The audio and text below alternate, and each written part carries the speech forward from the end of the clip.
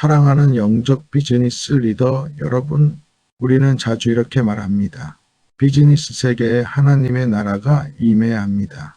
이 말은 옳습니다. 이 시대에 반드시 필요한 선언입니다. 그러나 저는 오늘 그보다 더 깊은 질문을 던지고 싶습니다. 그 나라는 어떻게 임합니까? 전략으로 임합니까? 시스템으로 임합니까? 윤리 강령으로 임합니까? 조직 개편으로 임합니까? 리더십 교육으로 임합니까? 우리는 비즈니스 세계에 익숙합니다. 목표를 세우면 전략을 세웁니다. 구조를 정비합니다. 성과를 측정합니다. 그래서 무의식적으로 하나님의 나라도 같은 방식으로 세우려 합니다. 비전 선언문을 만들고 핵심 가치를 정리하고 윤리 경영 원칙을 세웁니다. 물론 이런 것들은 필요합니다. 그러나 이것들이 하나님의 나라를 만들어낼 수는 없습니다. 만약 하나님의 나라가 조직 구조로 세워질 수 있었다면 예수님은 로마 제국을 개혁하셨을 것입니다. 정치 구조를 바꾸셨을 것입니다. 법 체계를 재정비하셨을 것입니다. 그러나 예수님은 그렇게 하지 않으셨습니다. 그분은 십자가를 지셨고 부활하셨고 그리고 제자들에게 약속하셨습니다. 성령이 너희에게 임하시면 예수님은 제도를 약속하지 않으셨습니다. 전략을 약속하지 않으셨습니다. 성령을 약속하셨습니다. 왜입니까? 하나님의 나라는 구조의 문제가 아니라 통치의 문제이기 때문입니다. 통치가 바뀌지 않으면 구조는 바뀌어도 본질은 바뀌지 않습니다. 그래서 오늘 이 메시지의 핵심은 이것입니다. 성령 없이는 하나님 나라도 없습니다. 우리는 하나님 나라를 말할 수 있습니다. 그러나 성령이 없으면 그 나라는 선언에 머뭅니다. 우리는 윤리적일 수 있습니다. 그러나 성령이 없으면 그것은 도덕에 머뭅니다. 우리는 비전을 세울 수 있습니다. 그러나 성령이 없으면 그것은 인간적 이상에 불과합니다. 그러나 성령이 임하시면 통치가 시작됩니다. 그리고 통치가 시작되면 개인이 바뀌고 가정이 바뀌고 조직이 바뀌고 기업이 바뀝니다. 오늘 우리는 이 영적 통치의 원리를 성경적으로 깊이 살펴보려고 합니다. 왜냐하면 이 시대는 단순히 성공한 리더가 아니라 성령의 통치 아래 있는 리더를 필요로 하기 때문입니다. 하나님 나라의 본질, 로마서 14장 17절을 다시 보겠습니다. 하나님의 나라는 먹고 마시는 것이 아니요 오직 성령 안에 있는 의와 평강과 희락이라. 이 말씀은 단순한 설명이 아닙니다. 하나님 나라의 본질을 정의하는 선언입니다. 여기서 우리가 붙들어야 할 가장 중요한 표현은 성령 안에 있는 입니다. 바울은 말합니다. 하나님의 나라는 어떤 활동이 아니고 어떤 종교적 형식이 아니고 어떤 외형적 체계가 아니라고 하나님의 나라는 성령 안에서만 존재한다고 말합니다. 하나님의 나라는 영토가 아니라 통치입니다. 헬라어 바실레이아, 이 단어는 왕국이라고 번역되지만 실제로는 왕의 다스림, 왕권, 통치를 의미합니다. 즉, 하나님의 나라는 공간이 아니라 주권의 문제입니다. 하나님이 다스리시는 상태, 하나님의 뜻이 실행되는 상태, 그것이 하나님의 나라입니다. 그래서 예수님은 말씀하셨습니다. 하나님의 나라는 너희 안에 있느니라. 누가복음 17장 21절. 왕권은 먼저 사람 안에서 시작됩니다. 그러나 이 통치는 세상 방식이 아닙니다. 이 통치는 군사력으로 세워지지 않습니다. 정치력으로 세워지지 않습니다. 조직력으로 세워지지 않습니다. 만약 하나님의 나라가 정치 구조로 세워질 수 있었다면 예수님은 로마 제국을 개혁하셨을 것입니다. 그러나 예수님은 십자가를 선택하셨습니다. 왜입니까? 하나님의 나라는 외적 권력이 아니라 내적 통치의 변화이기 때문입니다. 그리고 그 변화는 성령을 통해 일어납니다. 하나님의 나라는 성령으로 세워집니다. 고린도전서 4장 20절에서는 능력의 본질에 대해서 이야기하고 있습니다. 하나님의 나라는 말에 있지 아니하고 오직 능력에 있음이라. 이 말씀을 깊이 생각해 보십시오. 하나님의 나라는 말에 있지 않다고 합니다. 설교에 있지 않고, 논리에 있지 않고, 수사학에 있지 않고, 브랜딩에 있지 않다고 합니다. 그렇다면 그 능력은 무엇입니까? 웅변입니까? 조직입니까? 카리스마입니까? 아닙니다. 성령의 능력입니다.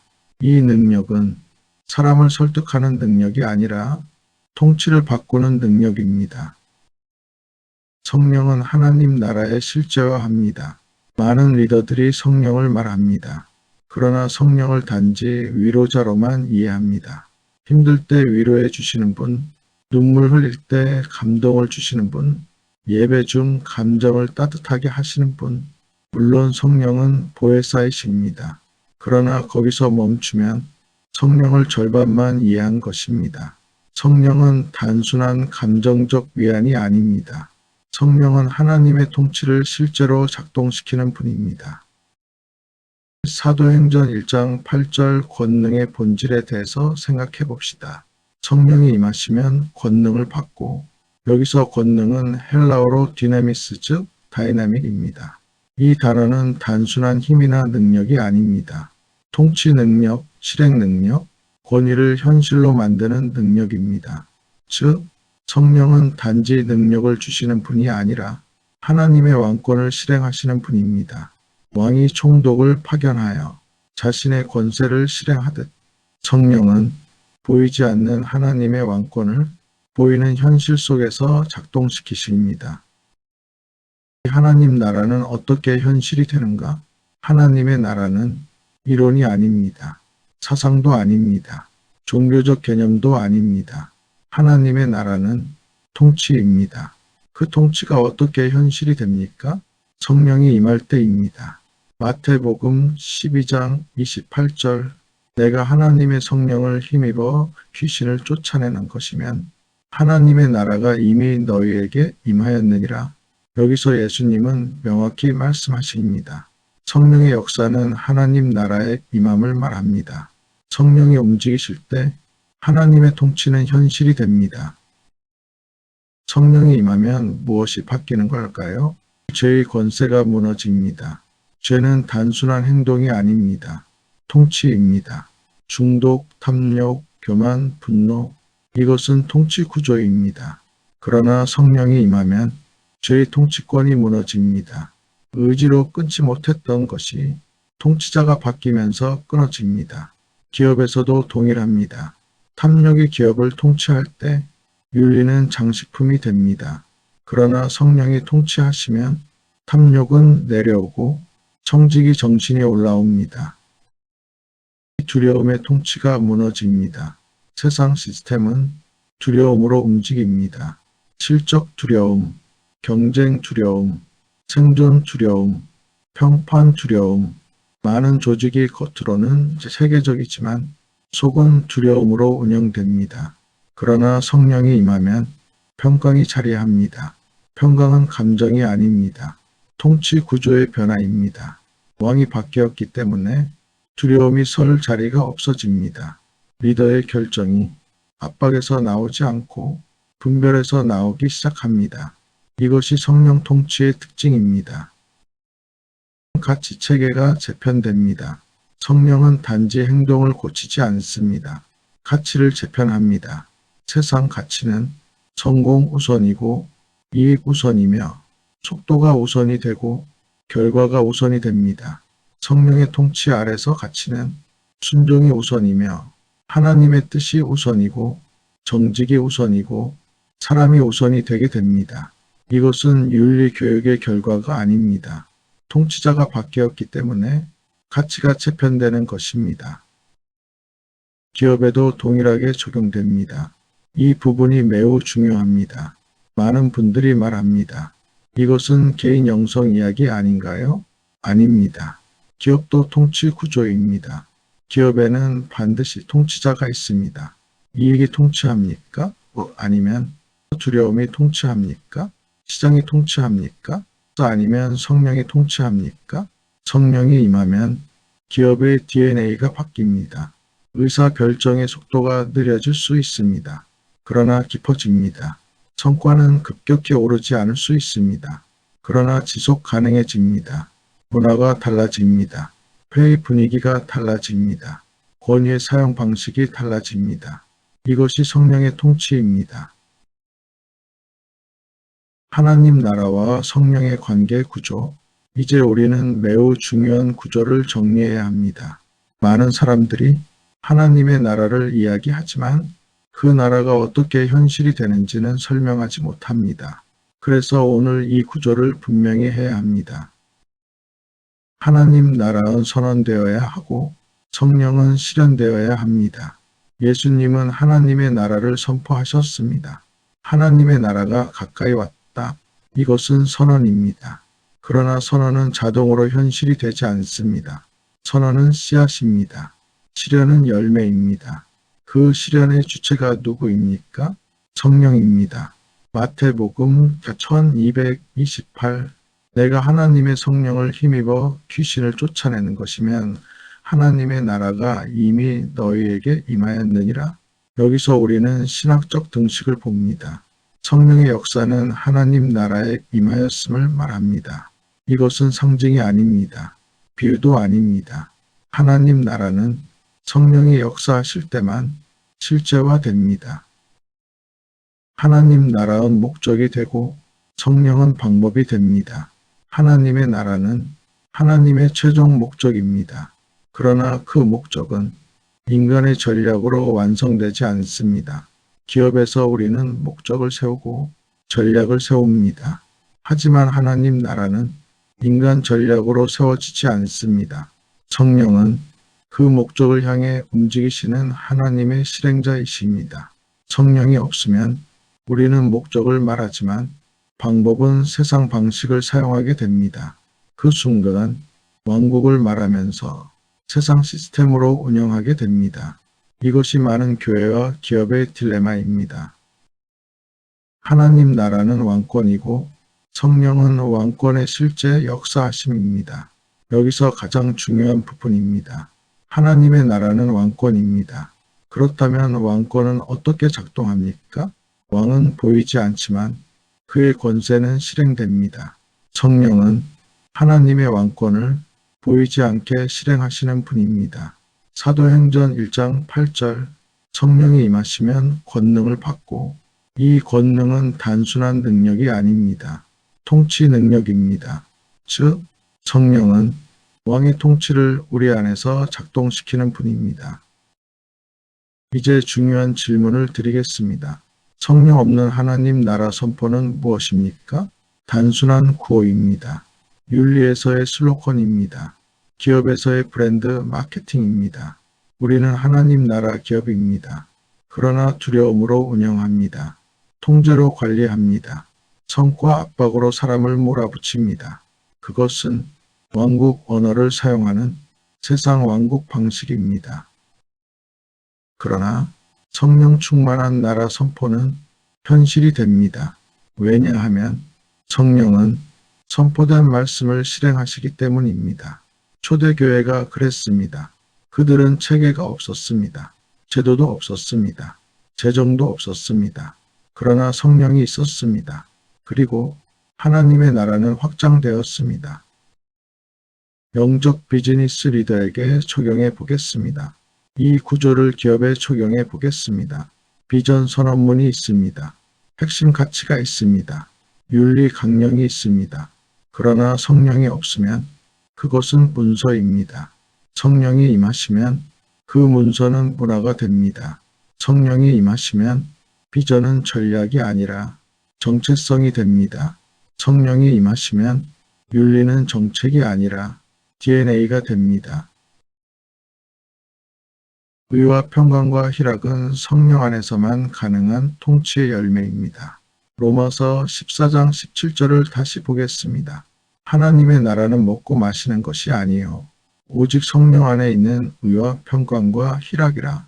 여기서 가장 중요한 표현은 성령 안에 있는입니다. 바울은 그냥 의와 평강과 희락이라고 하지 않았습니다. 성령 안에 있는 의, 평강, 희락이라고 말했습니다. 이 차이를 놓치면 우리는 모양은 비슷하지만 본질은 다른 구조를 만들게 됩니다. 의는 무엇입니까? 의는 단순히 도덕적 옳음이 아닙니다. 헬라어 디카이오시네는 하나님의 기준에 맞는 상태를 말합니다. 성령 밖의 의는 율법주의가 됩니다. 겉으로는 옳아 보이지만 내면은 두려움과 자기의로 가득합니다. 기업에 적용해 봅시다. 성령 밖의 의는 규정과 감시 중심의 경영입니다. 감사받는 것을 두려워하고 평판을 관리하고 법을 피하려고 계산합니다. 그러나 성령 안의 의는 다릅니다. 의는 경영 기준이 됩니다. 성령이 양심을 다스리시고 결정의 중심을 잡아주십니다. 그때 의는 전략이 아니라 정체성이 됩니다. 손해를 감수하더라도 하나님의 기준을 선택하는 힘이 생깁니다. 이것이 성령 안의 의입니다. 평강. 평강은 단순한 감정적 안정이 아닙니다. 히브리어 샬롬은 질서가 회복된 상태를 말합니다. 성령 밖의 평강은 자기 합리화입니다. 괜찮다. 이 정도면 된다. 다 그렇게 한다. 이것은 평강이 아니라 양심을 잠재우는 기술입니다.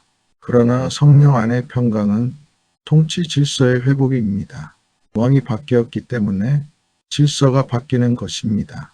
비즈니스 리더에게 이것은 무엇입니까? 평강은 조직 문화입니다. 두려움이 통치하는 조직은 겉으로는 조용해 보이지만 내면은 긴장과 경쟁으로 가득합니다. 성령의 통치가 임하면 두려움이 줄어듭니다. 의사결정이 압박이 아니라 분별 속에서 이루어집니다. 그때 조직은 안정됩니다. 이 안정은 성과가 아니라 통치자가 바뀌었기 때문에 오는 것입니다. 희락은 감정이 아닙니다.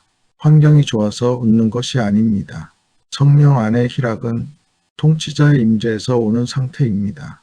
성령 밖의 희락은 감정 유의가 됩니다. 성과가 좋으면 기쁘고 성과가 나쁘면 침체됩니다. 그러나 성령 안의 희락은 성과와 분리되어 있습니다. 왜냐하면 통치자가 흔들리지 않기 때문입니다. 비즈니스 리더에게 이것은 무엇입니까? 희락은 기업 분위기입니다. 성령의 통치 아래 있는 기업은 긴장감은 있어도 절망감은 없습니다. 도전은 있어도 공포는 없습니다. 이것은 단순히 리더의 성격이 아니라 영적 통치의 결과입니다. 영적 비즈니스 리더에게 드리는 질문입니다. 또 우리의 경영 기준은 무엇입니까? 또 우리의 조직 문화는 무엇이 통치합니까? 또 우리 기업의 분위기는 두려움입니까? 희락입니까? 이 질문은 재무 보고서보다 더 중요합니다. 왜냐하면 이 세 가지가 바로 하나님의 나라의 지표이기 때문입니다. 결론적으로 하나님의 나라는 성령 안에 있는 의, 평강, 희락입니다. 이 세 가지가 없다면 우리는 왕국 언어를 쓰면서 세상 시스템으로 운영하고 있는 것입니다. 그러나 이 세 가지가 있다면 그곳에 이미 하나님의 통치가 임하고 있는 것입니다. 비즈니스 세계에 임하는 하나님의 나라에 적용하겠습니다. 이제 가장 중요한 부분입니다. 지금까지 우리는 하나님의 나라의 본질과 성령의 통치 구조를 살펴보았습니다. 이제 질문해야 합니다. 그렇다면 이것이 비즈니스 세계에서는 어떻게 나타납니까? 왕자가 바뀌는 것입니다. 비즈니스 세계에 하나님의 나라가 임한다는 것. 그 의미는 복잡하지 않습니다. 왕자가 바뀌는 것입니다. 기업에는 반드시 왕이 있습니다. 겉으로는 CEO가 앉아있지만 실제로는 다른 것이 왕으로 앉아있을 수 있습니다. 매출이 왕일 수 있습니다. 주가가 왕일 수 있습니다. 투자자가 왕일 수 있습니다. 두려움이 왕일 수 있습니다. 탐욕이 왕일 수 있습니다. 하나님의 나라가 임한다는 것은 왕자 교체입니다. 탐욕이 앉아있던 자리에 성령이 좌정하시는 것입니다. 이 가치의 전환, 이 변화는 추상적이지 않습니다. 구체적으로 나타납니다. 이익 우선에서 뜻이 우선으로 바뀌게 됩니다. 물론 이익은 중요합니다. 그러나 목적이 아닙니다. 성령의 통치 아래서 이익은 결과가 되고 순종은 기준이 됩니다. 두려움 경영에서 신뢰 경영으로 바뀌게 됩니다. 두려움은 통제를 낳습니다. 신뢰는 관계를 낳습니다. 통제 중심에서 관계 중심으로 바뀌게 됩니다. 통제는 효율을 낼 수 있습니다. 그러나 생명력을 만들지 못합니다. 성령의 통치는 사람을 수단이 아니라 하나님의 형상으로 보게 합니다. 성령 없는 경영의 구조를 볼까요? 성령 없는 경영은 결국 두려움 기반 경영입니다. 겉으로는 세련되고 전략적이고 합리적으로 보입니다. 그러나 그 안에는 실적 압박과 정치적 생존, 그리고 통제와 감시, 또한 보이지 않는 경쟁과 신뢰의 결핍이 깔려 있습니다. 이 구조에서는 윤리도 전략입니다. 정직도 이미지 관리입니다. 사람은 성과를 위한 도구가 됩니다. 이것은 세상 왕국의 방식입니다. 그러면 성령 임재의 경영은 무엇이 다른가요? 성령이 통치하시면 경영의 토대가 바뀝니다. 평강 기반 의사 결정이 됩니다. 결정을 할 때 숫자만 보지 않습니다. 데이터를 무시하는 것이 아닙니다. 그러나 데이터가 왕이 아닙니다. 기도합니다. 묻습니다. 기다립니다. 그리고 하나님의 주권을 인정합니다. 때로는 속도를 늦추기도 합니다. 때로는 손해를 감수하기도 합니다. 왜냐하면 왕이 바뀌었기 때문입니다. 실제 변화는 어디서 나타나는가? 성령 통치 기업은 몇 가지 특징이 나타납니다. 첫째, 결정의 분위기가 다릅니다. 압박이 아니라 분별입니다. 둘째, 권위의 사용 방식이 다릅니다. 강압이 아니라 섬김입니다. 셋째, 실패를 다루는 방식이 다릅니다. 정죄가 아니라 학습입니다. 넷째, 사람을 대하는 태도가 다릅니다. 소모가 아니라 세움입니다. 이것은 리더십 기술이 아니라 통치의 결과입니다. 하나님 나라의 경영이란 무엇인가?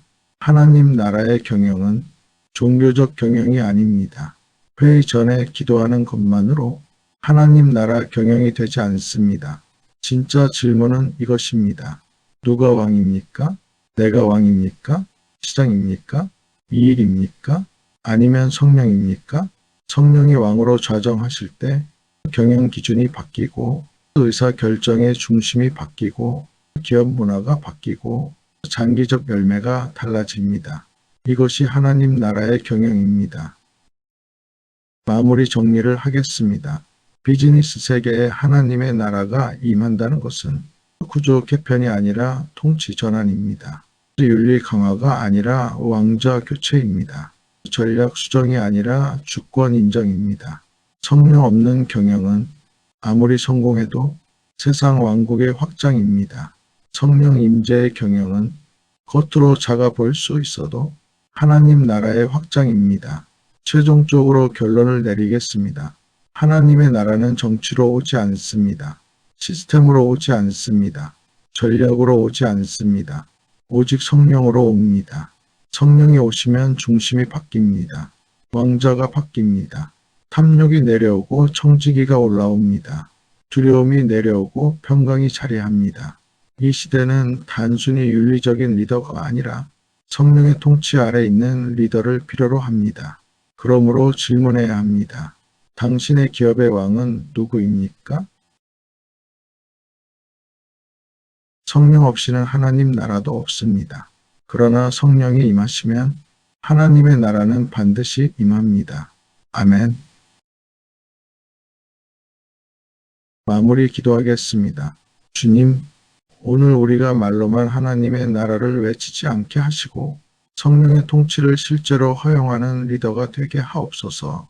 우리의 경영 위에 성령으로 임하소서. 우리의 전략 위에 성령으로 임하소서.